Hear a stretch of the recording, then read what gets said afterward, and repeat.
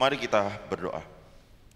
Bapa di surga, kami bersyukur ya Tuhan untuk kesempatan yang terus Kau berikan kepada kami. Karena belas kasih-Mu saja ya Tuhan, kami ada sebagaimana kami sekarang ini. Semua hanya karena anugerah-Mu. Kami bersyukur untuk Engkau sudah menghidupkan kami, menghadirkan kami di tengah-tengah dunia ciptaan-Mu. Sehingga kami dapat mengenal siapa Tuhan Yesus, siapa Engkau Allah Tritunggal, Allah Bapa, Allah Putra, Allah Roh Kudus yang Esa. Bapa surga, kami juga memohon kiranya Engkau kembali mengenalkan siapa diri-Mu kepada kami, menyingkapkan kebenaran-Mu kepada kami, baik dari anak-anak sampai kami yang dewasa dan lansia. Berbicaralah Tuhan, siapkan hati kami menjadi tanah yang subur untuk ditabur firman-Mu. Lembutkan hati kami, berbicaralah Tuhan, sebab kami siap mendengar. Dalam nama Tuhan Yesus kami berdoa, amin. Silakan untuk anak-anak dapat mengikuti sekolah minggu. Saudara sekalian silakan duduk. Bapak saudara sekalian, kita bersyukur atas segala anugerah Tuhan, di mana kita dapat kembali merenungkan firman Tuhan pada pagi hari ini.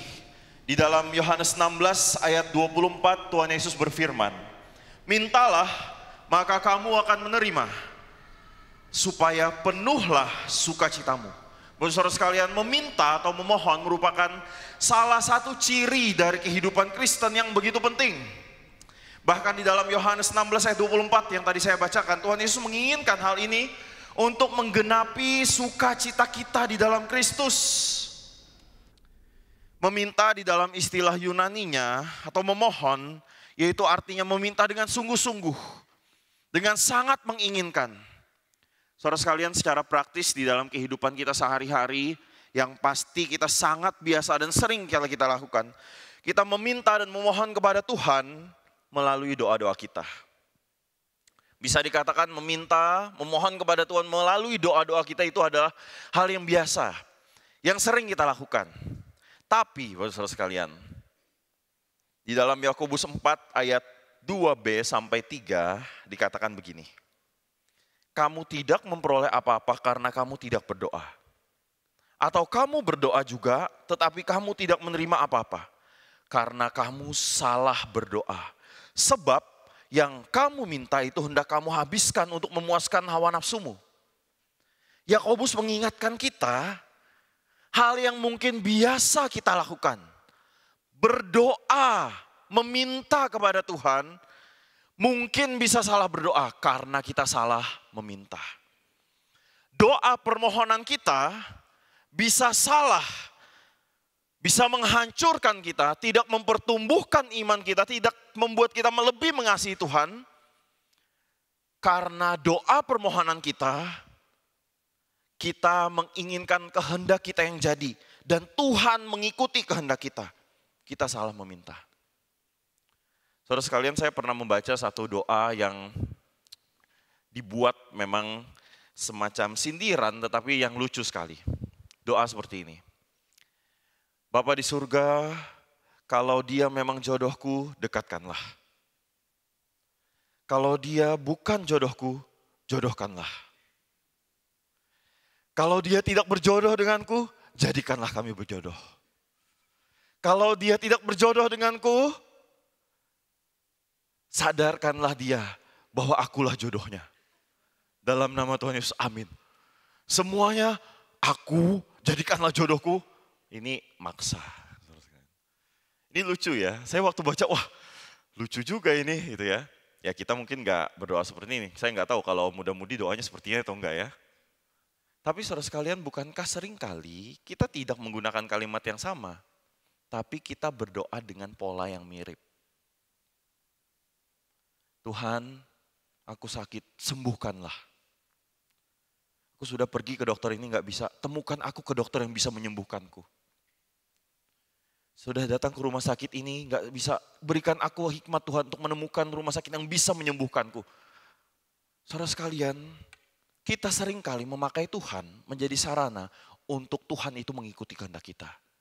Kita mungkin salah berdoa karena salah meminta. Maka itu saudara sekalian, saya mengajak kita hari ini untuk merenungkan kembali bagaimana kita berdoa di hadapan Tuhan. Apa yang harusnya kita minta terutama kepada Tuhan? Mari kita buka Mazmur 6.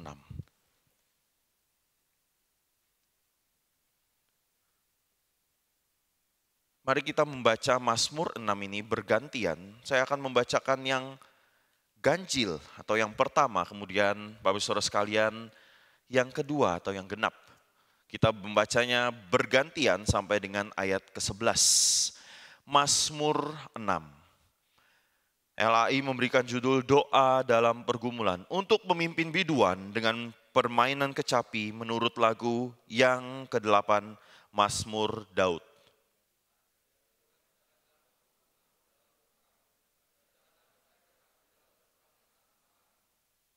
Kasihanilah aku Tuhan, sebab aku merana. Sembuhkanlah aku Tuhan, sebab tulang-tulangku gemetar.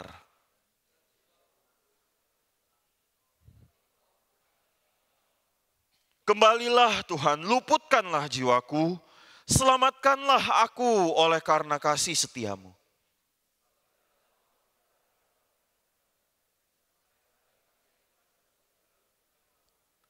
Lesu aku karena mengeluh. Setiap malam aku menggenangi tempat tidurku. Dengan air mataku aku membanjiri ranjangku.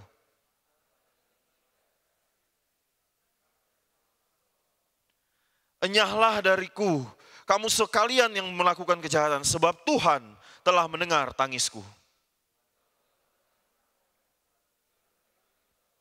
Semua musuhku mendapat malu dan sangat terkejut.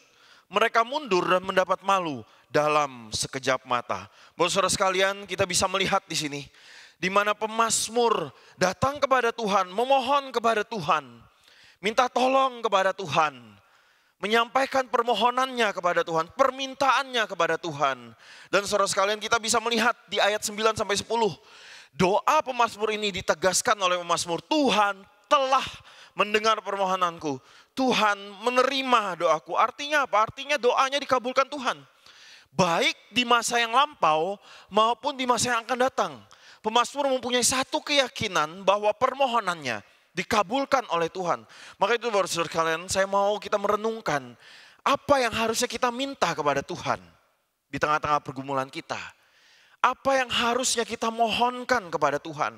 Doa adalah hal yang biasa yang kita lakukan. Tetapi Yakobus mengatakan kita mungkin salah berdoa karena kita salah meminta. Mari saudara sekalian kita melihat doa yang seperti apa, permintaan yang seperti apa sih? Permohonan yang seperti apa yang didengar oleh Tuhan? Yang pertama, di ayat 2 sampai 4 kita bisa melihat ini. Pemazmur meminta belas kasih dari Allah. Saudara sekalian bisa lihat ayat ketiga, kasihanilah aku Tuhan, sebab aku merana, sembuhkanlah aku Tuhan, sebab tulang-tulangku gemetar. Saudara sekalian, di dalam tradisi gereja, Mazmur 6 ini seringkali dikategorikan sebagai doa pertobatan. Memohon ampun kepada Tuhan. Mengapa? Ini dikategorikan satu kelompok dengan Mazmur 32, 38, Mazmur yang sangat kita terkenal, Mazmur 51, 102, 130, 143. Mengapa? Karena ada permohonan minta belas kasihan Tuhan. Ada ungkap-ungkapan di dalam Mazmur 6 ayat 2 sampai 4. Jangan menghukum aku, jangan sembunyikan wajahmu, kasihani aku. Ya Tuhan, ini polanya. Dan selain itu saudara sekalian, pola dari doa pertobatan adalah adanya pengakuan dosa. Aku sudah berdosa kepada Tuhan. Aku mohon belas kasihan Tuhan. Saudara sekalian, tapi uniknya di Mazmur 6 yang kita baca, tidak disebut tentang dosa. Ada minta belas kasihan Tuhan? Ada. Minta Tuhan sembuhkan aku, selamatkan aku. Tapi kita lihat, setiap ayatnya tidak ada disebutkan tentang dosa. Maka saudara sekalian ada banyak penafsir, sekalipun polanya mungkin bisa dijadikan untuk doa pertobatan, mohon ampun kepada Tuhan, mohon belas kasihan Tuhan, karena kita sudah berdosa di hadapan Tuhan. Tapi banyak penafsir yang menyatakan bahwa Mazmur 6 sebenarnya lebih tepat adalah doa dalam pergumulan. Maka saudara sekalian LAI tepat sekali memberikan judul, bukan doa pengampunan dosa atau doa pertobatan. LAI memberikan judul doa dalam pergumulan. Tapi saudara sekalian, pertanyaan lebih lanjut sekarang yang kita renungkan. Apa pergumulan pemazmur kalau bukan dosa? Mengapa pemazmur minta belas kasihan Tuhan? Pergumulannya apa? Ada yang mengatakan mungkin karena di ayat 11 dan 9 dinyatakan sepertinya ada orang yang melakukan kejahatan kepada pemazmur. Maka disimpulkan bahwa pergumulan pemazmur adalah musuh-musuhnya. Ya, mungkin ada benarnya. Karena dikatakan tulang-tulangnya gemetar, matanya itu rabun, matanya sakit. Maka bisa disimpulkan pergumulan pemazmur adalah sakitnya. Bisa juga. Tapi saudara sekalian, ada penafsir John Clinton McCain Jr. mengatakan begini. Musuh bukanlah masalah utama pemazmur. Sebaliknya masalah utama pemazmur adalah Tuhan. Kaget ya saudara sekalian. Masalah pemazmur adalah Tuhan. Tetapi McCain melanjutkan lagi. Masalah pemazmur adalah Tuhan. Dan solusinya pemazmur adalah Tuhan. Saudara sekalian, jika masalahnya Tuhan, maka solusinya adalah Tuhan. Saudara sekalian, kita bisa melihat di ayat 2-3. Lihat. Jangan menghukum aku. Jangan menghajar aku. Siapa yang menghukum pemazmur dan menghajar pemazmur? Tuhan. Masalahnya adalah Tuhan. Di ayat 3 kita bisa melihat. Kasihanilah aku. Sembuhkanlah aku. Siapa solusinya pemazmur? Tuhan. Tuhanlah solusinya. Tuhan yang menghukumnya. Tuhan yang menghajarnya. Saudara sekalian, di dalam istilah asli menghajar, LAI ini memang bisa berarti menghajar. Sehingga LAI menerjemahkannya menghajar. Tapi istilah lainnya bisa diterjemahkan mendidik, mengajar. Mengajar. Tuhan itu kadang mengajar kita, mendidik kita, dan berkali-kali di dalam Alkitab dikatakan didikan Tuhan itu. Itu adalah hal yang Tuhan sering berikan kepada umatnya. Dan bahwa itu sebenarnya adalah yang baik bagi umatnya. Saudara sekalian, kita bisa melihat Amsal 3 ayat 11-12, mari kita buka. Amsal 3 ayat 11-12. Mari kita baca ini, ayat ini bersama-sama. Bapak saudara sekalian membacanya bagi saya. Amsal 3 ayat 11-12. 1, 2, ya.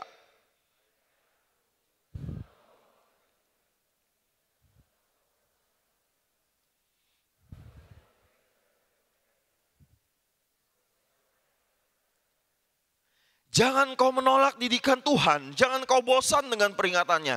Karena Tuhan menghajar orang dikasihinya seperti ayah kepada anak yang disayanginya, saudara sekalian. Tuhan seringkali mendidik kita untuk tujuan yang lebih baik. Dan memang didikan Tuhan itu sulit diterima dan sulit dijalani. Di dalam ayat 2 dikatakan Tuhan mendidik pemazmur, mengajarnya, menghukumnya untuk mendisiplinkannya. Didikan Tuhan memang begitu sulit. Memang sulit dijalani dan sulit kita pahami. Sampai bahkan di ayat 3 dikatakan, sampai pemazmur itu digambarkan dia merana. Tulang-tulangnya gemetar. Saudara sekalian, didikan Tuhan itu memang begitu keras. Di dalam kedaulatannya Tuhan seringkali mendisiplinkan kita. Sekalipun itu baik memang bagi kita. Sekalipun itu mempunyai tujuan yang lebih mulia. Yang pada akhirnya membawa kita pada keserupaan akan Kristus. Tapi itu memang sulit. Ada didikan-didikan Tuhan. Yang bukan karena akibat langsung dari dosa pribadi kita. Ada didikan-didikan Tuhan memang karena dosa langsung pribadi kita. Ada juga yang bukan karena akibat dosa langsung dari pribadi kita. Pemazmur digambarkan karena didikan Tuhan. Karena Tuhan menyatakan didikannya, ajarannya kepada pemazmur. Sampai dia merana. Ada yang penafsir menjelaskan istilah merana, tulang-tulangnya gemetar. Merana, jiwanya sangat terkejut. Pemazmur menjelaskan, penafsir menjelaskan, maafkan saudara sekalian. Saya menggunakan istilah yang begitu kurang enak mungkin. Seperti seorang yang merana, seorang wanita yang merana karena diperkosa. begitu menyedihkan, sulit untuk dibayangkan, begitu susah hati. Bahkan dikatakan berapa lama lagi ya Tuhan di ayat keempat.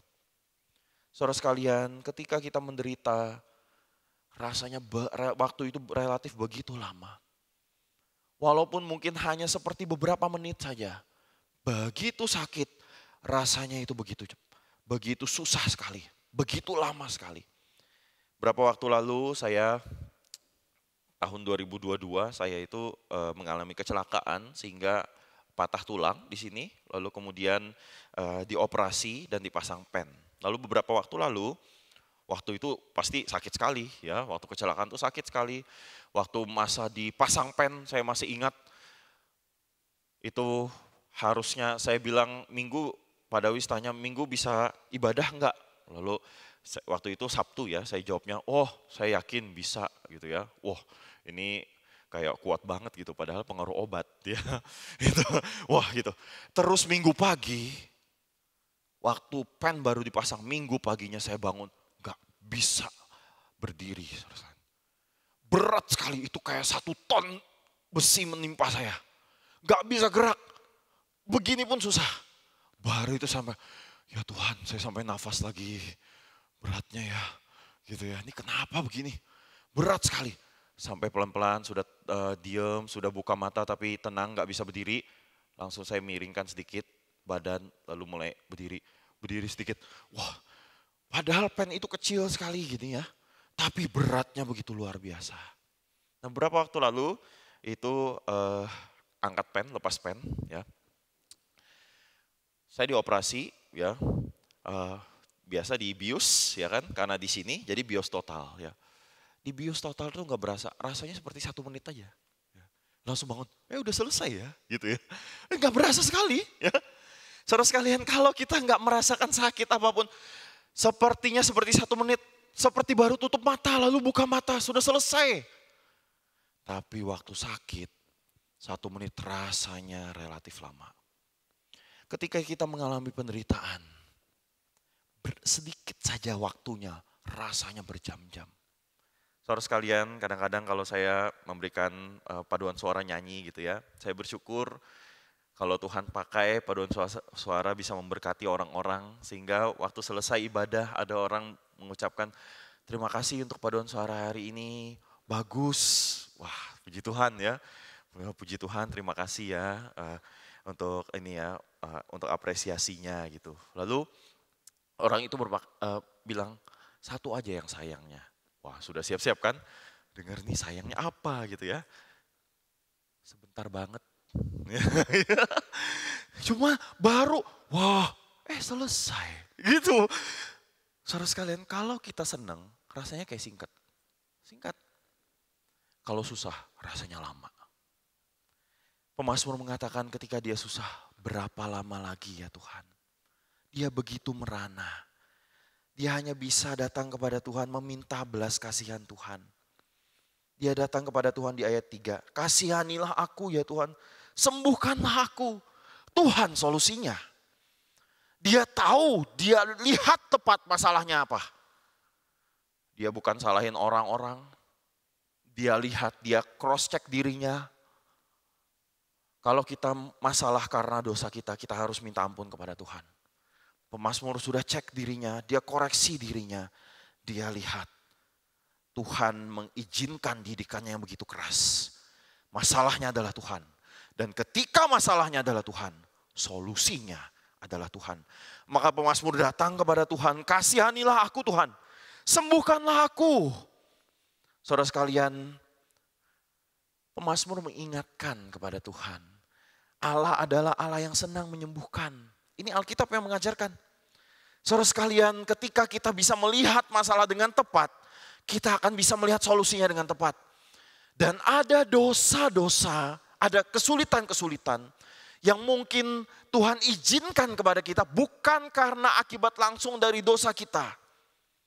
Mampukah kita melihat solusinya adalah Tuhan?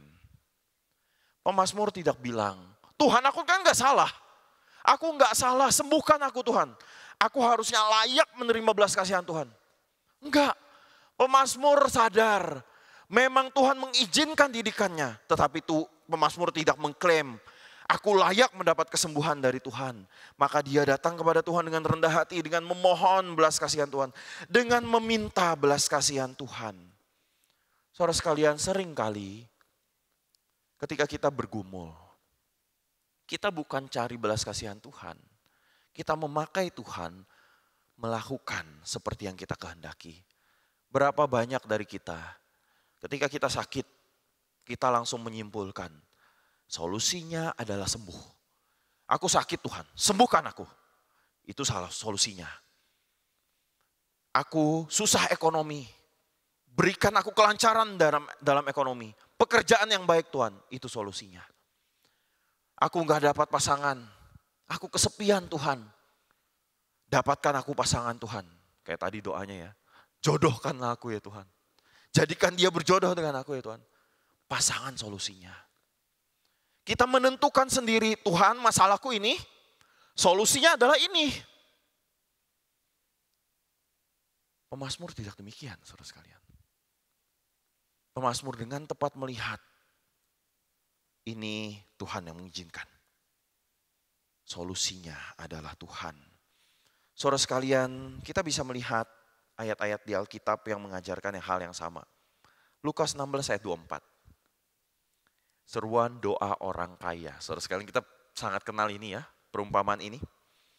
Bagus awalnya. Bapak Abraham, kasihanilah aku. Lanjutannya, suruh Lazarus supaya ia menculupkan ujung jarinya dan seterusnya. Orang kaya ini menyimpulkan langsung solusinya, saudara sekalian. Lukas 18 ayat 13 sampai 14, doa pemungut cukai yang sangat kita kenal. Ya Allah, kasihanilah aku orang berdosa ini. Pemungut cukai datang kepada Tuhan dengan rendah hati, minta belas kasihan Tuhan. Dan Tuhan Yesus mengatakan, orang ini pulang dibenarkan. Pemungut cukai berserah kepada Tuhan, bersandar kepada Tuhan. Dia tahu Tuhan tahu masalahnya apa. Dan dia hanya meminta kepada Tuhan, kasihanilah aku ya Tuhan. Ini artinya miskin di hadapan Allah. Saudara sekalian, Martin Luther meninggal pada tanggal 18 Februari 1546. Ketika dia meninggal, ada orang-orang di sekitarnya, keluarganya, kenalannya, yang kemudian mempersiapkan atau mengatur untuk kebaktian, penghiburan, dan mempersiapkan jenazahnya untuk penguburan. Mereka menemukan secarik kertas di kantongnya Martin Luther. Saudara sekalian, apa yang tertulis? We are beggars. Kita pengemis.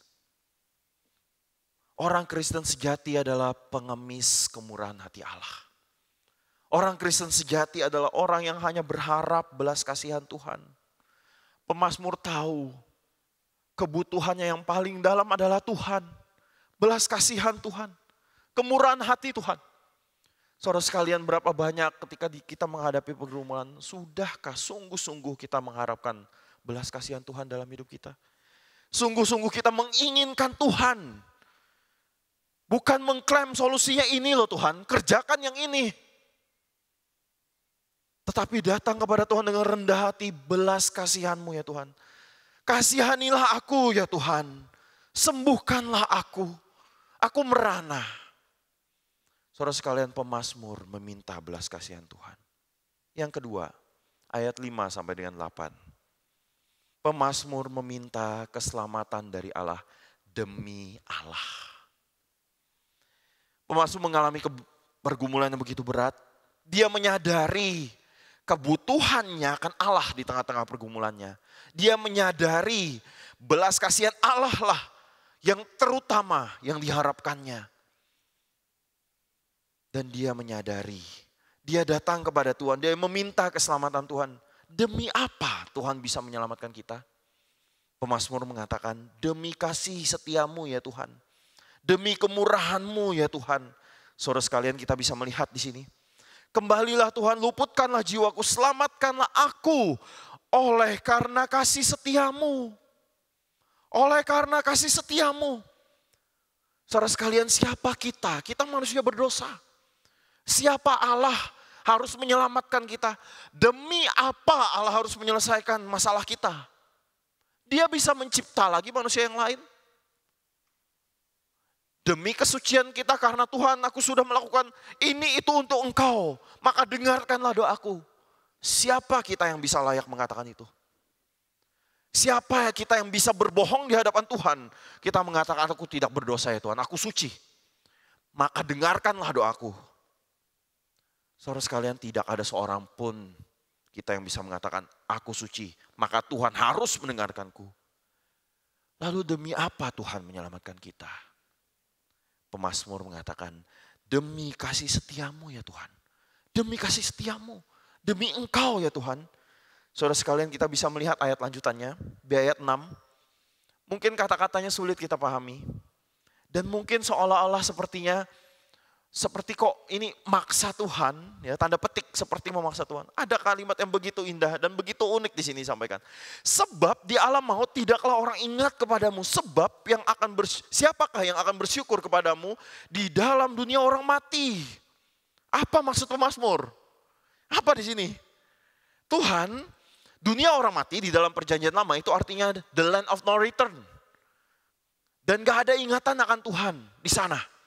Di dalam perjanjian lama, dunia orang mati adalah dunia di mana Tuhan itu tidak lagi menyatakan karya yang besar di sana. Dan kita tidak bisa lagi melihat perbuatan-perbuatan yang besar dari Tuhan di dalam dunia orang mati. Maksudnya apa? Kalau aku bergumul di sini ya Tuhan, lalu kemudian aku mati, aku nggak bisa menyembah Tuhan. Aku nggak bisa memuliakan Tuhan. Artinya pemazmur mengatakan, Tuhan selamatkan aku supaya aku bisa menyembah Engkau. Pemazmur menegaskan, kematian itu begitu mengerikan. Bukan karena aku dihukum masuk neraka. Bukan itu. Kematian mengerikan karena tidak ada ingatan akan Engkau. Karena aku tidak bisa beribadah kepada Tuhan. Pemazmur meminta Tuhan menyelamatkannya demi Engkau ya Tuhan. Demi supaya Engkau dimuliakan. Demi supaya Engkau bisa ditinggikan oleh hidupku. Demi Engkau supaya aku bisa menyembah Engkau di dalam hidupku. Saudara sekalian, ketika di tengah-tengah pergumulan kita, ada satu titik-titik tertentu di dalam hidup kita. Sepertinya itu kita berhadapan antara hidup atau mati. Saudara sekalian, ada orang-orang yang bergumul begitu berat sampai akhirnya memutuskan untuk mengakhiri hidupnya. Saya membaca beberapa waktu lalu laporan dari Asosiasi Pencegahan Bunuh Diri Indonesia 2022 mencatat provinsi yang tingkat bunuh dirinya tertinggi. Tahu di mana? Ada 4. Jawa Tengah, Yogyakarta, Maluku Utara, Kepulauan Riau. Sedih saudara sekalian. Kita di Jawa Tengah, di Yogyakarta. Peneliti BRIN mengatakan begini, menyimpulkan begini. Ada beragam alasan penyebab. Tekanan akademis, tekanan sosial, ekspektasi yang tinggi untuk berprestasi secara akademis. Hormon, emosi, permasalahan keluarga, bullying, cyberbullying, kesehatan mental, rasa kesepian, penyakit menahun dan lain-lain. Saudara sekalian, begitu banyak pergumulan dalam hidup kita. Yang mungkin sampai titik tertentu, kita sampai pada tahap hidup atau mati. Apa yang pemazmur ajarkan kepada kita? Ketika kita di tengah-tengah pergumulan kita, begitu berat sampai titik yang sangat-sangat berat. Pemazmur mengajarkan, pilihlah hidup demi Allah. Mintalah keselamatan dari Allah demi Allah. Pemazmur mengalami pergumulan yang berat sampai hampir mati dikatakan. Pemazmur minta keselamatan dari Allah untuk hidupnya. Bukan supaya dia senang-senang, tapi dia melihat menyenangkan hidupnya bagi Allah. Begitu lebih berbahagia hidup menyenangkan bagi Allah. Pemazmur mengajarkan kita menghargai kehidupan karena hanya dalam hidup kita bisa beribadah kepada Tuhan. Hanya dalam hidup kita bisa memuliakan Tuhan. Dalam hidup kita mengalami kelimpahan kasih karunia Tuhan yang begitu luar biasa. Pilihlah hidup.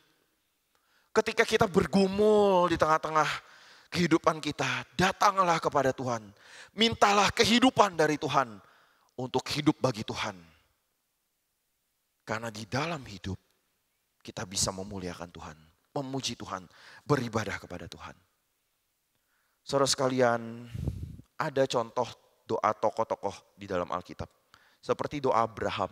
Saudara sekalian, kita ingat di dalam peristiwa Sodom Gomora, di dalam Kejadian 18 ayat 25, apa yang diminta Abraham? Tuhan mau menghukum Sodom Gomora karena dosa Sodom Gomora begitu rusak, begitu bobrok. Abraham mengatakan seperti ini kepada Tuhan. Jauhlah kiranya daripadamu untuk berbuat demikian. Membunuh orang benar bersama dengan orang fasik. Sehingga orang benar itu seolah-olah sama dengan orang fasik. Jauhlah kiranya demikian daripadamu. Masakan hakim segenap bumi tidak menghukum dengan adil? Apa maksud Abraham, saudara sekalian? Tuhan, Engkau Allah yang adil. Namamu dikenal sebagai Allah yang adil. Masakan Engkau yang adil kemudian mencorengkan namamu ya Tuhan.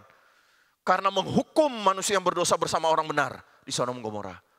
Demi Engkau ya Tuhan, jangan menghukum Sodom Gomora. Abraham mengingatkan Tuhan, siapa Tuhan? Engkau Allah yang adil ya Tuhan. Namamu harus kudus. Demi namamu, jangan sampai orang-orang menghina Engkau ya Tuhan.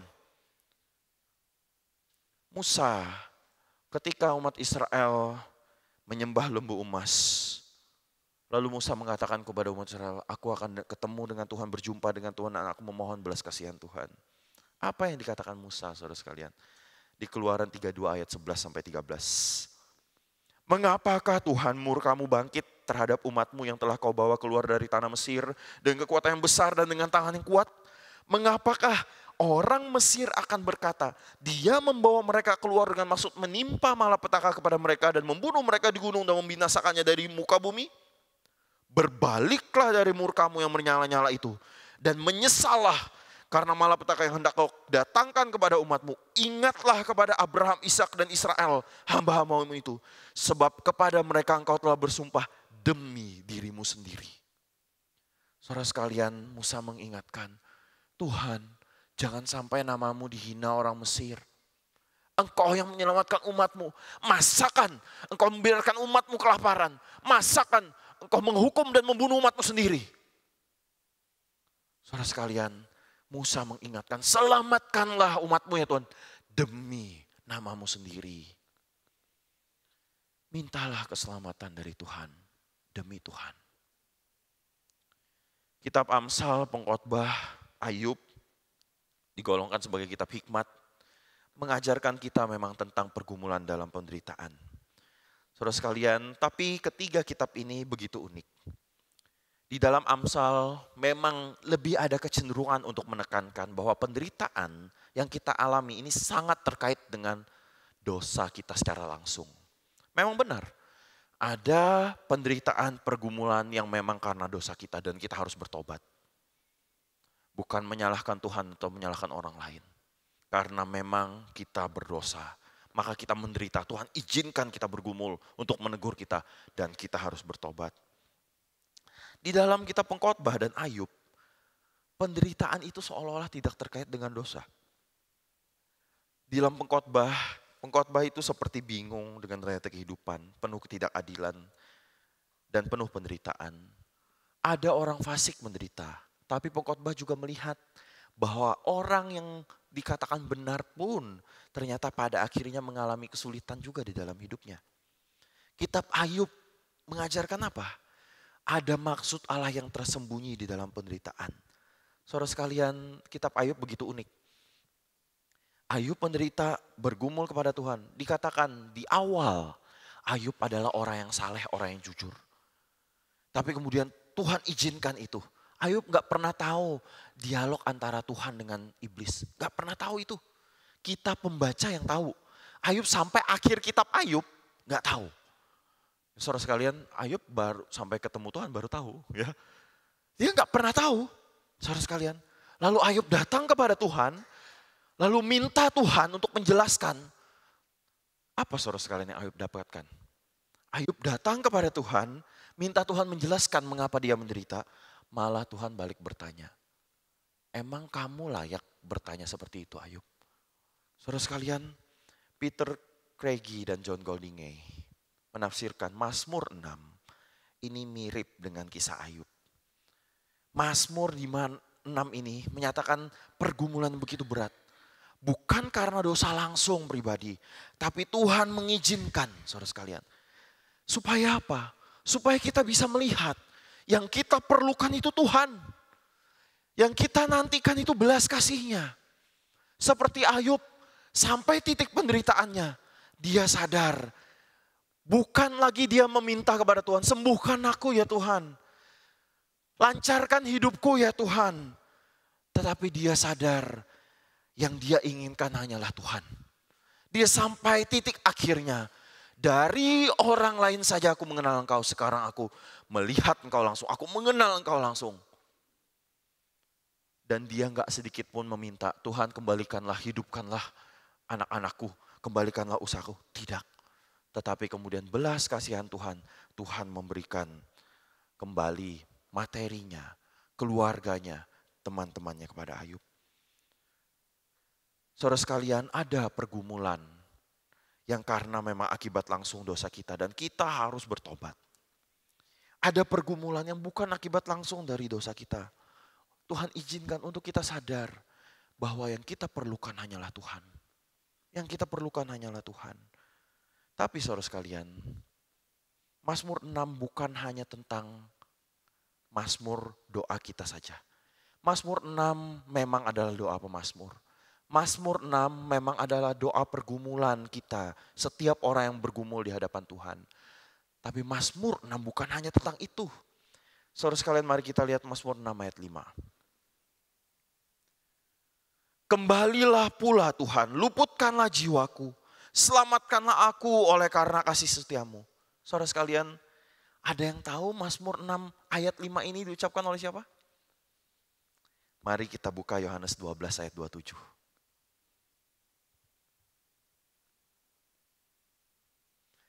Tuhan Yesus mengucapkan Mazmur 6 ayat 5 ini dengan cara yang berbeda. Tuhan Yesus mengatakan, sekarang jiwaku terharu dan apakah yang aku katakan? Bapa, selamatkanlah aku dari saat ini. Tidak, sebab untuk itulah aku datang ke dalam saat ini. Mazmur 6 ayat 9. Menjauhlah daripadaku kamu sekalian yang melakukan kejahatan. Sebab Tuhan telah mendengar tangisku. Ini dikatakan oleh Tuhan Yesus dalam Matius 7 ayat 23. Pada waktu itulah aku akan berseru terus terang kepada mereka dan berkata, aku tidak pernah mengenal engkau, enyahlah daripadaku, kamu sekalian pembuat kejahatan. Saudara sekalian, Mazmur 6 memang adalah doa pemazmur. Mazmur 6 memang adalah doa dari pergumulan setiap kita yang percaya kepada Tuhan. Mazmur 6 juga adalah doa dari Tuhan Yesus. Pribadi yang bergumul bukan karena dosanya, tapi karena dosa kita. Maka itu saudara sekalian, orang-orang di zaman Tuhan Yesus mengatakan di dalam Mazmur 16 ayat 14. Ketika Tuhan Yesus bertanya, menurut orang-orang siapakah aku? Ada yang mengatakan engkau di antara para nabi. Dan salah satunya adalah ada yang mengatakan engkau adalah Yeremia. Mengapa saudara sekalian? Di dalam Ibrani 5 ayat 7 sampai 10 saya membacakan. Dalam hidupnya sebagai manusia ia mempersembahkan doa dan permohonan dengan ratap tangis dan air mata kepada Dia yang sanggup menyelamatkannya dari maut. Karena kesalehannya ia telah didengarkan. Saudara sekalian, Mazmur 6 adalah doa setiap kita. Mazmur 6 juga adalah doa dari Tuhan Yesus. Kepada orang-orang yang Tuhan Yesus tidak berkenan. Tuhan Yesus berkata, enyahlah kalian yang melakukan kejahatan. Kepada orang-orang yang Tuhan Yesus kasihi. Tuhan Yesus berkenan. Yang beriman kepada Tuhan Yesus. Tuhan Yesus mengatakan, Tuhan telah mendengar permohonanku. Tuhan menerima doaku. Ia menjadi pokok keselamatan kita. Maka itu saudara sekalian di dalam Yohanes 14 ayat 12 sampai 14. Tuhan Yesus berkata, sesungguhnya barang siapa percaya kepadaku, ia akan melakukan juga pekerjaan-pekerjaan yang aku lakukan. Bahkan pekerjaan-pekerjaan yang lebih besar daripada itu. Sebab aku pergi kepada Bapa. Apapun yang kamu minta dalam nama aku akan melakukannya. Supaya Bapa dipermuliakan di dalam anak. Jika kamu meminta sesuatu kepadaku dalam namaku, aku akan melakukannya. Dialah yang didengar doanya oleh Bapa, saudara sekalian. Datanglah kepada Tuhan, mintalah belas kasihan Tuhan, mintalah keselamatan dari Tuhan demi Tuhan. Mintalah hal-hal yang berkenan kepada Tuhan di dalam nama Tuhan Yesus. Dia akan melakukannya. Mari kita berdoa. Bapa di surga, berbelas kasihlah kepada kami ya Tuhan. Kasihanilah kami yang berdosa ini. Ampuni kami ya Tuhan, begitu sering mengecewakan Engkau. Ampuni kami ya Tuhan, ketika kami bergumul kami sering bahkan menyalahkan Tuhan. Atau memakai Tuhan sebagai sarana untuk menyelesaikan dan menjadikan kehendak kami, bukan kehendak Tuhan. Ampuni kami ya Tuhan, berbelas kasihlah kepada kami. Selamatkanlah kami, karena kasih setiamu. Engkau yang sudah mengutus anakmu yang tunggal, Tuhan kami Yesus Kristus, untuk datang ke dunia ini, untuk hidup kudus, menanggung dosa kami, mati di kayu salib, menebus dosa kami, bangkit. Dan Engkau yang sudah mengutus Roh Kudus, mengaryakan lahir baru kepada kami, membuat kami percaya kepada Tuhan, beriman kepada Kristus. Masakan Engkau meninggalkan kami? Ya Tuhan, jangan tinggalkan kami demi nama-Mu. Jangan nama-Mu dihina, direndahkan. Jangan sampai Engkau direndahkan karena kami ya Tuhan. Kasihanilah kami ya Tuhan.